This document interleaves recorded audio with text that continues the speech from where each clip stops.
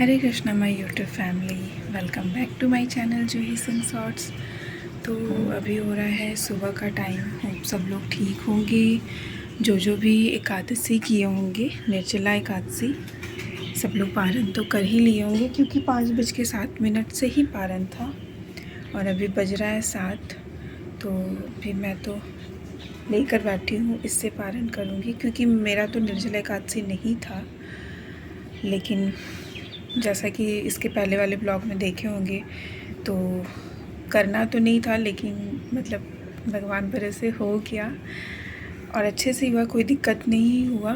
लेकिन हाँ, मैं अन्न नहीं मतलब फलहार लेते हुए ही की हूँ और नॉर्मल डे से ज़्यादा ही। तो अभी ये इससे मैं पारण करूँगी, आप लोगों को दिखा रही हूँ। तो ये मायापुर का प्रसाद है। जब हम लोग मायापुर गए थे तो वहाँ से ही लेकर आए थे उस टाइम से। तो जब भी पारण करती हूँ एकादशी का तो इसी से करती हूँ। इसमें चावल का दाना होता है जो वहाँ पे बनता है ना, तो वहीं का। तो इससे पारण कर लेती हूँ क्योंकि यहाँ पे थोड़ा सा तो ऑब्वियस है, मतलब वहाँ पे था भोग लगा हुआ रहता था तो कोई वैसा दिक्कत नहीं था, सब चीज़ भोग लगा हुआ रहता था। तो यहाँ मैं इसको हमेशा रखती हूँ, इसी से पारण करती हूँ। तो अभी इसी से पारण करूँगी, उसके बाद फिर चना गुड़ जो खाती हूँ वो खा लूँगी क्योंकि अभी तक मतलब ठीक ठाक से भगवान की मर्ज़ी से ये हो गया कि हाँ चलो, मतलब एकादशी भी कर लिए। बहुत लग रहा था कि एकादशी कैसे छोड़ूंगी, क्योंकि कोई एकादशी करिए ना करिए, ये निर्जला एकादशी करने का मतलब अलग ही महत्व है। तो हो गया, मेरा भी छूटा नहीं। तो अभी बज रहा है 7, तो जा रही मैं कर लेती हूँ पारण। उसके बाद फिर देखती हूँ क्या खाऊंगी। मतलब पहले तो चना ही खाऊंगी, वही है, चना ड्राई फ्रूट्स यही है। तो चलिए यहाँ से मैं ब्लॉग कंटिन्यू करती हूँ। आप लोग भी मेरे इस ब्लॉग में बने रहिएगा, अंत तक ज़रूर देखिएगा। अगर अच्छा लगेगा तो लाइक सब्सक्राइब शेयर ज़रूर करिएगा, भर भर के शेयर करिएगा। तो फिर मैं यहाँ पे किचन में आ गई थी आगे का जो भी नाश्ता वगैरह है वो बनाने के लिए।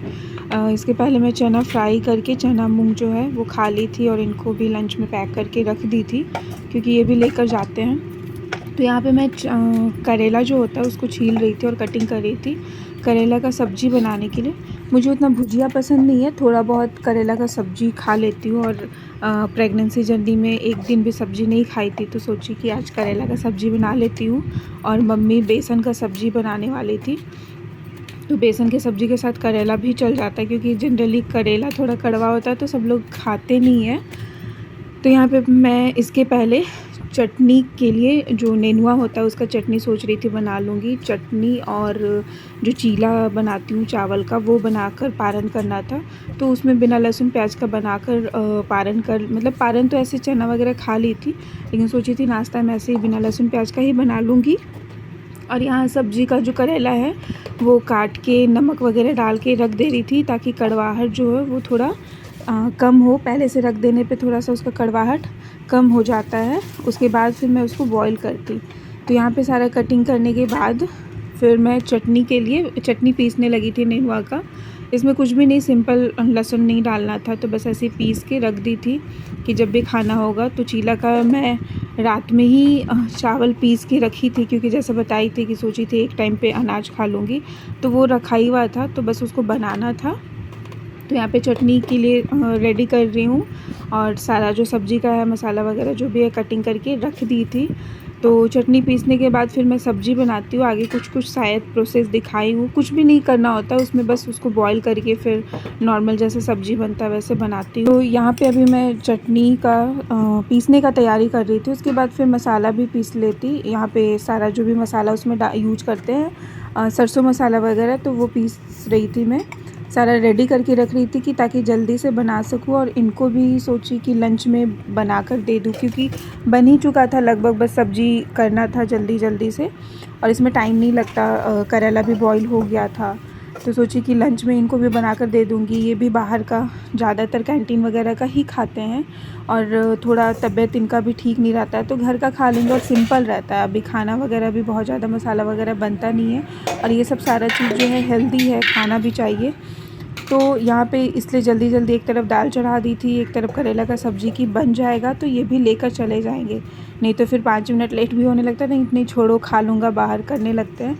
तो सोची कि बन जाएगा तो आराम से लेके जाएंगे। और हेल्दी चीज़ इनको भी थोड़ा खिलाना है अब, क्योंकि ये भी बहुत ही बाहर का सारा चीज़ वो सब पसंद है। लेकिन अब ये बहुत इनका भी कम हो गया, अब ये भी यही सब चीज़ हल्का खाना वगैरह खाने लगे हैं, तो अच्छा चीज़ है। मेरे साथ साथ सब लोग ही हरा सब्जी वगैरह, कम मसाले वाले सब्जी सारे लोग खाने लगे हैं, तो अच्छा है। आपकी वजह से लोगों का हैबिट चेंज हो तो बहुत ही अच्छा है। तो यहाँ पे मैं सब्ज़ी में जो फ़ोरन वगैरह है वो डाल देती हूँ, उसके बाद प्याज डाल के फिर करेला भूज के हल्का बॉईल करती हूँ। करेला जो बहुत ज़्यादा बॉईल नहीं करना होता है, बस उसका कड़वाहट निकल जाए ताकि खाने लायक रहे। तो यहाँ पे सब्ज़ी बना रही थी, एक साइड में दाल चढ़ा दी थी, उसके बाद फिर मैं जो चीला है चावल का वो बनाती हूँ। दोनों साइड सब्ज़ी भी इधर होते रहता है और उधर वो भी कि जल्दी जल्दी हो जाए, ताकि मैं भी ज़्यादा देर खड़े नहीं रह सकूँ, क्योंकि अभी ना लगातार नहीं काम कर पाती हूँ।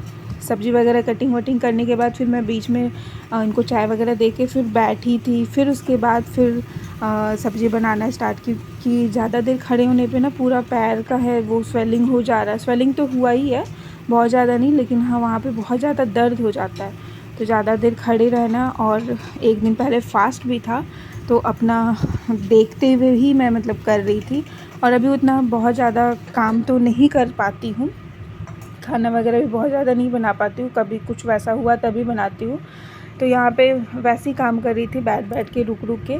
फास्ट फॉरवर्ड है तो थोड़ा जल्दी जल्दी दिख रहा है। सब्ज़ी के टाइम में मतलब एक साइड सब्ज़ी चढ़ा दी तो उधर मसाला पीस दी, वैसे कर लेती हूँ तो हो जाता है काम।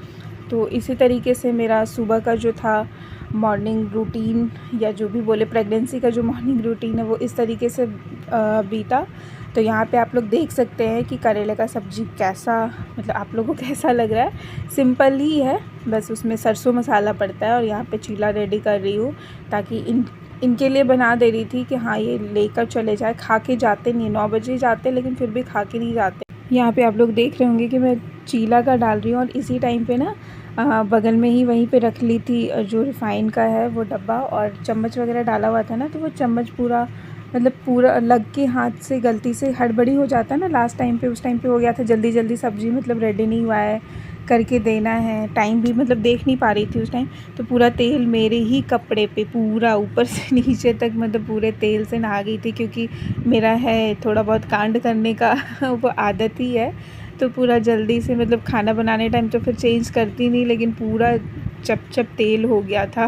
और यहाँ पे मैं इनका लंच पैक कर रही हूँ। राइस तो मेरा नाश्ता वगैरह बन चुका था, इनको भी आज लंच में मतलब लेके गए थे। ऐसे तो चना ये भी लेके जाते हैं, चना मूंग वगैरह, तो आज बनाई थी वो चिल्ला वगैरह, तो वो भी लेके चले गए थे, क्योंकि वहाँ तो मतलब खाते ही हैं, लेकिन लेट हो जाता है। इनका भी तबीयत ठीक नहीं रह रहा है, अभी गर्मी का भी टाइम है, तो बना हुआ था तो बोले कि दे दो, इनको पसंद भी है।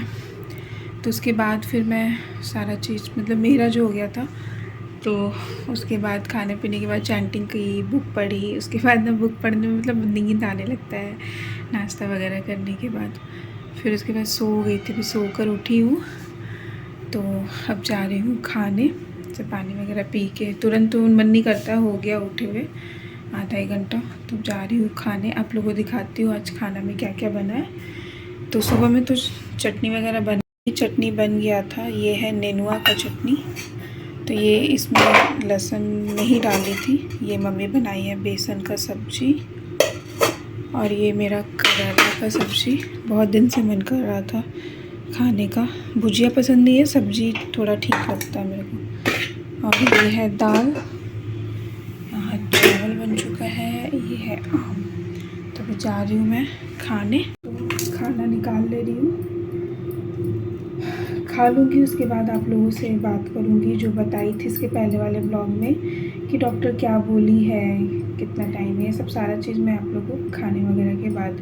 और मेरा ना आज मतलब खैर मेरा ये है ही कि जब तक कांड ना करूँ। बना रही थी सुबह में, सारा जो रिफ़ाइन ऑयल रहता है सारा मेरे नाइटी पे ही गिर गया था।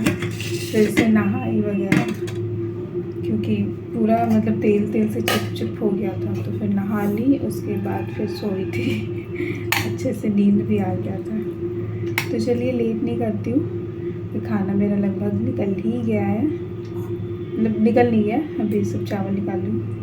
उसके उसके बाद फिर आप लोग से खाने के बाद गाइस। तो अभी दोपहर ही का टाइम हो रहा है और गर्मी अब सुबह से उतना नहीं लग रहा था, लेकिन अब इतना गर्मी लगने लगा ना। ये भी आए थे, चले गए, तो सोचिए आप लोग से बात कर लूँ, क्योंकि हाँ कुछ बात करना है। जैसे मैं हॉस्पिटल विज़िट की थी अभी कुछ दिन पहले, कल रिपोर्ट भी चेक कराने 2-3 दिन से, मतलब 2 दिन से परेशान थे रिपोर्ट चेक कराने के लिए, क्योंकि डॉक्टर मतलब टेस्ट वगैरह दी थी, ब्लड टेस्ट वगैरह कराने। जब चेकअप कराने गई थी ना, अभी हो गया 2-3 दिन हो गया मैं चेकअप कराने गई थी, तो फिर कुछ था प्रॉब्लम। मेरे को तो नहीं पता था, डॉक्टर लोग को आइडिया होता है, वो कुछ पूछती हैं। तो जैसे कि पहले भी मेरे लीवर में कुछ प्रॉब्लम हुआ था, जो ठीक भी हो गया था, लेकिन फिर वो हमेशा पूछते रहती थी कि ये प्रॉब्लम है, इचिंग विचिंग और कुछ होता है उसका सिम्टम्स, तो समझ में नहीं आता था। फिर अभी थोड़ा बीच में मतलब थोड़ा ज़्यादा प्रॉब्लम हो रहा था, लेकिन मेरे को आइडिया नहीं था कि हाँ उस चीज़ की वजह से। मेरे को लगा कि बस प्रेगनेंसी है तो ये होता ही है। तो वो तुरंत में मतलब रैंडम, क्योंकि आप लोगों को पता है कि मैं रात में दिखाने, शाम का अपॉइंटमेंट रहता है, वो प्राइम में शाम में ही देखती, तो रात हो जाता है। रात में ही तुरंत ब्लड टेस्ट वगैरह कराने बोली थी। तुरंत हम लोग ब्लड टेस्ट कराए, क्योंकि दूसरे दिन रिपोर्ट भी चेक कराना था और इमीडिएट दवा भी चलाना था। तो फिर रिपोर्ट वगैरह तो आया था, तो उस दिन भी पता चला था कि हाँ कुछ बढ़ा हुआ है, लेकिन नहीं पता था फिर से मेरा जो लीवर का पहले का प्रॉब्लम था, फिर से वही सब मेडिसिन वगैरह चलने लगा। अब बीच में था कि बस आयरन कैल्शियम का ही चल रहा था, फिर अब सुबह खाली पेट वही दवा खाना है, फिर सुबह में लीवर का खाओ, रात में। और ये दवा बहुत ज़्यादा अजीब सा लगता है, मतलब अजीब नहीं, नींद वगैरह भी बहुत आता है, थोड़ा अजीब लगता है इसमें। लेकिन वही है कि क्या कर सकते, पता नहीं, मतलब मेरा लगता है कि प्रेगनेंसी का डे 1 से, जो डे 1 नहीं मतलब कुछ टाइम के बाद से जो प्रॉब्लम स्टार्ट हुआ है ना, कुछ मतलब लगा ही रह रहा है, एक करके भी मतलब एक ठीक हो रहा है, एक हो रहा है। इसमें भी था कि हाँ कुछ और चीज़, लिवर में भी था पहले कुछ और था, लेकिन इसमें कुछ और बढ़ा हुआ था। लेकिन पता चला कि हाँ फिर से वही दवा वगैरह खाना है। बहुत अब ना इरिटेशन हो गया है कि एक तो प्रेगनेंसी का दवा, ऊपर से इतने 10 तरह का बीमारी, सोच के भी और लगता है। खाना भी इतना सिंपल विम्पल ही, मतलब जहाँ तक सारा हरा सब्जी वगैरह ही खा रही हूँ, लेकिन ऑप्शन नहीं है कुछ, मतलब कर ही नहीं सकते। वैसे खाना के लिए नहीं मना किया है इसमें कि हाँ ये नहीं खा सकते, वो नहीं खा सकते, लेकिन कुछ नहीं। तो कल रिपोर्ट आया, जैसे कि लास्ट ब्लॉग में जब आप लोगों को बताई थी, तो उस टाइम पे मतलब रिपोर्ट तो आ चुका था, लेकिन डॉक्टर से विजिट नहीं हो पाया था। एक दिन गई थी तो डॉक्टर ओटी में थी, मिल नहीं पा रही थी, बहुत लेट हो जा रहा था। तो फिर कल फाइनली दिखा कर आए हैं, मेडिसिन वगैरह लेकर आए हैं, तो चालू कर चुकी हूँ। तो आज ऐसे भी पालन का टाइम है, तो आज थोड़ा ये भी लग रहा है, मतलब थोड़ा सा ये हो जाता है कि फालतू में मतलब एक बीमारी। खैर कोई नहीं, पार्ट है, जर्नी है ये। और अब ज़्यादा टाइम भी नहीं है, जैसे कि बहुत लोगों का क्वेश्चन है कि मतलब कितना टाइम है, कब डिलीवरी डेट है, ड्यू डेट कब है, क्या है सब चीज़। तो मैं पहले भी वीडियो में जैसे बताई थी कि कौन सा, तो जैसे सबको पता 3rd ट्राइमेस्टर चल रहा है मेरा। तो अब है, मतलब मैं बताती हूँ, अब मेरा ज़्यादा टाइम नहीं है, 1 मंथ है अभी भी, 1 मंथ है। मैं अब 9th जो मंथ होता है, लास्ट मंथ होता है, उसमें मैं अब इंटर कर चुकी हूँ।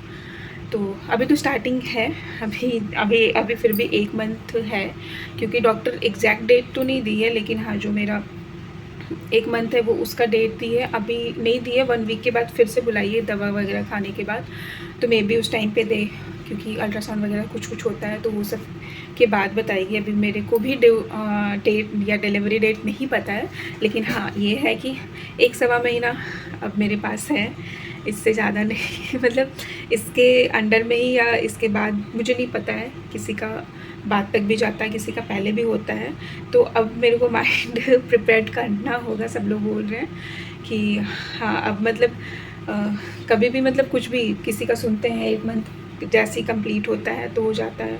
तो अभी तो 9th एंटर ही की हूँ, तो सोचिए आप लोगों को भी बता दूँ, आप लोग भी फैमिली हैं और आप लोगों को भी बहुत ही इंतज़ार है, सब लोग बहुत लोग ही पूछते हैं, तो सोचिए यहाँ पे भी बता दूँ। तो अभी है 1 मंथ मेरा, तो आप लोग और भी सजेशन करिएगा, ऐसे अपनी तरफ से तो कोशिश कर रही हूँ मैं, भगवान करे नॉर्मल के लिए ही सारा चीज़ कर रही हूँ, लेकिन वो अपने हाथ पे नहीं है अभी के डेट में। जो भी हो मैं उसके लिए रेडी हूँ, ऐसा नहीं है कि हाँ नॉर्मल है या ये है सी सेक्शन है, जो भी हो बस बच्चा जो है अच्छा हो, स्वस्थ हो, उसके लिए जो बेनिफिट हो वो करूँगी। बाकी तो आगे जो होगा, अभी तो खैर टाइम है। तो इन 1 महीनों में क्या करूँ मैं आप लोग अपना अपना सजेशन ज़रूर दीजिएगा कि कैसे केयर करूँ, क्या क्या किया जाता है, और आप लोग भी अपना आइडिया बताइएगा। तो बस इतना ही बात करना था। तो अभी ये 1 महीना में बस और भी कोई बीमारी ना हो क्योंकि मेरे हस्बैंड बोलते हैं कि जितना भी प्रेगनेंसी में सबका सिम्टम्स होता होगा ना, तुमको सारा चीज़ हो गया है। क्या स्टार्टिंग से अगर गिनना चाहे ना कि ये बीमारी वो बीमारी बहुत सारा हो गया। अब कोई बीमारी ना हो, बस ये 1 महीना अच्छे से निकल जाए, सब चीज़ मेरा अच्छा हो जाए। आप लोग अपना ब्लेसिंग्स बनाए रखिएगा। तो आगे जो होगा, जो करूँगी मैं आप लोगों से भी शेयर करूँगी। अपना जो ये मंथ है उसका भी रूटीन शेयर करूँगी। बहुत सारे लोग हैं जो जैसे डॉक्टर क्या बोली खाने के लिए, मैं 8 मंथ में क्या क्या बताई थी, वो सब सारा भी शेयर करूँगी, कोशिश करूँगी। तो अभी के ब्लॉग में इतना ही। मुझे बस आप लोग से यही शेयर करना था कि डॉक्टर ये बोलिए। अभी कोई भी डेट वगैरह नहीं मिला है, लेकिन हाँ अभी भी मेरे पास 1.25 महीना मानकर चलती हूँ मैं, या 1 महीना ही मानकर। मतलब कोई बोलता है 1 महीना मानो, कोई 1.25 महीना, समझ में नहीं आ रहा, मेरे को भी आइडिया नहीं है।